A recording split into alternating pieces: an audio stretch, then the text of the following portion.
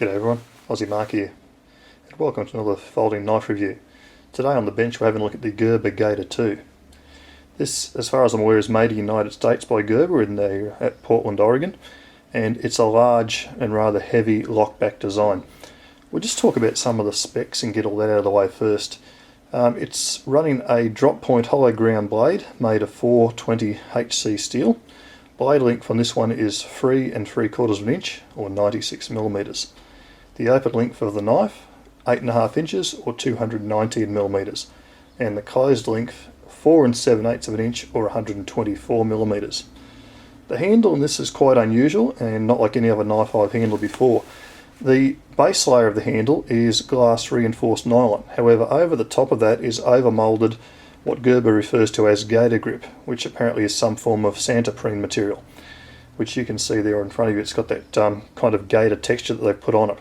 It's a slightly soft material. It's grippy in the hand. In fact, almost feels sticky in the hand, which would make this a very good knife for if you're going to use it in any sort of wet conditions. Speaking of uses for the knife, I really don't see this as an EDC knife. For my sort of way of thinking, it's too large, too thick in the handle, and probably a little bit too heavy for most people. Some people might be comfortable using it as an EDC, and they might in fact choose to use the pouch, which you can see the knife resting on at the moment, to do that. I don't think it's a particularly good pocket carry knife.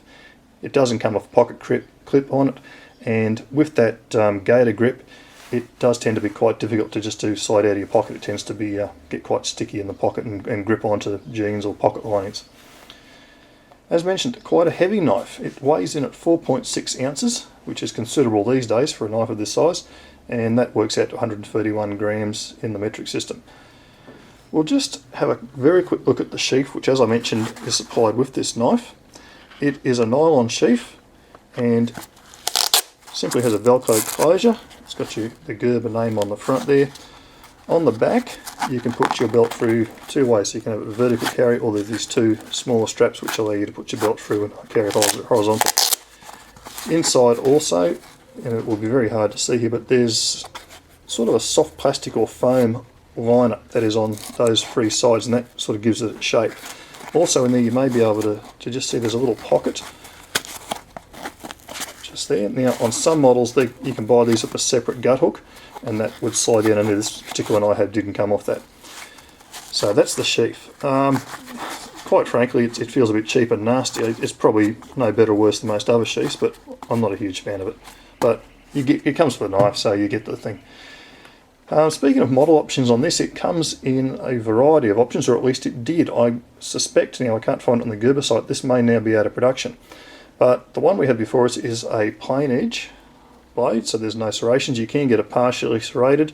You can also get both of those type with a gut hook built up onto the back of the blade there if you wanted to use it for hunting. As mentioned, you can also get this model in the with the sheath, and it comes with a separate gut hook made by Gerber.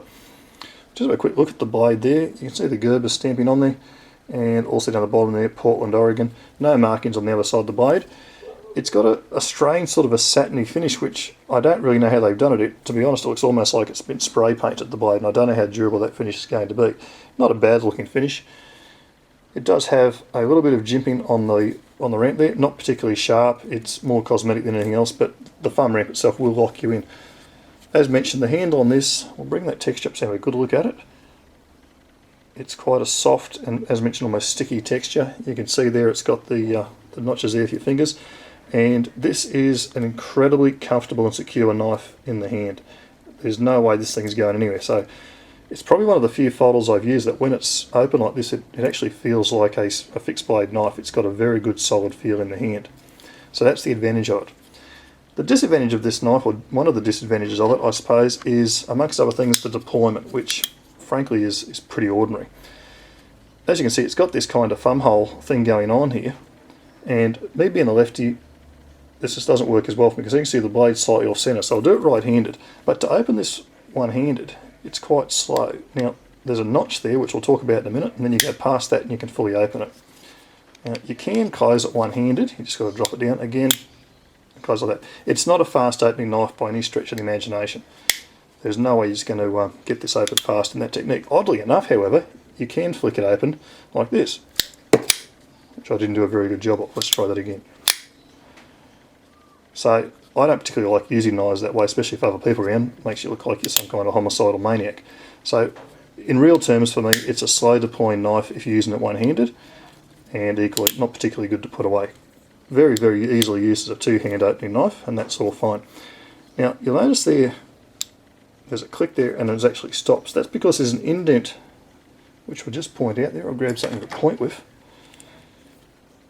And I hope you can see this just there on that rotating part of the blade. You can see there's an indent there where that locking mechanism will drop down into. We'll just try and show that.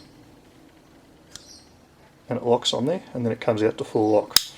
Now I don't know why that's there exactly. My suspicion is so that when you're closing this, if you have your fingers wrapped around like so, that it will catch that indent and prevent the blade from closing up on you, and gives you kind of a warning to get your fingers out of the way. It's quite an unusual feature. It's the only knife I own that has that.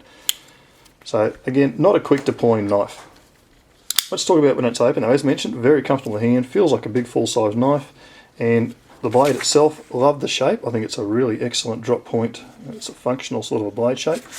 It came sharp enough. I've got no real complaints about that. You can see there, cuts quite well. We bring in a bit of 550 paracord just to do a bit of a test on that. No issues there as well. So the blade itself is quite good. I've got no issues with the blade. The lock-up on it seems very good. There's no sideways movement, no up and down. I have no reason to believe, being a lockback, there'd be any kind of longer term problems with this knife as far as strength goes. Quality overall is good, but as mentioned, it's not, what would you say, it's not really a modern folder, not to my way of thinking. It's kind of a clunky old fashioned thing, but it's solid as a rock.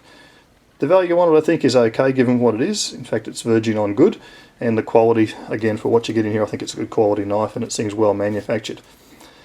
You're paying round about, and I still see these available on websites in the US, around about $32 for just for the knife and sheath. If you wanted the gut hook, the separate gut hook, I think it's around about $5 or $6 more. So if you're in the market for a folding knife and you're not worried about particularly deployment speed, possibly for hunting purposes, camping, general outdoors use, maybe around water where the extra grippiness on that handle would be of use to you, this might be a good knife for you. As I say, I don't know if it's still in production. I don't see it sitting on the Gerber website, so perhaps if you do want to get one of these, it might be an idea to move on them sooner rather than later. Just by way of comparison, to bring in another knife that's about the same size and is actually a few dollars cheaper, so it's in roughly the same price range, I thought we'd do a quick comparison with an Ontario Rat 1. Now, you'll see there, size-wise, overall length, blades, length, etc. is pretty similar. But what's really interesting is have a look at the thickness of the two knives, and also note the contour of the handle on the Gerber. Whilst that makes the Gerber very, very good and feels lovely in the hand, frankly in the pocket it's not particularly good to carry. So it's not a modern type of design like these. But again, it's a matter of personal choice. You can see that it's got that sort of hourglass shape on the handle, and again, as mentioned, when you get that in your hand, it really does feel quite good. This would probably benefit if you wanted to carry one of these from maybe going out and getting someone in your local area to make a custom leather sheath or something like that for it. I think a belt sheath would be great for it. Not a bad knife, but really it's not going to be everybody's flavour, I dare say. So I'm not going to give you a conclusion as to whether I think this is a good, bad knife, because to be perfectly honest, I can't make up my mind myself. It's a different knife, and I don't mind it, but it probably won't be something I'll carry an awful lot. Right guys, thanks very much for watching. I hope this knife review has been of some use to you. It probably has just confused you about whether or not to buy one of these, and sometimes a bit of confusion is a good thing. Thanks for watching. Bye for now.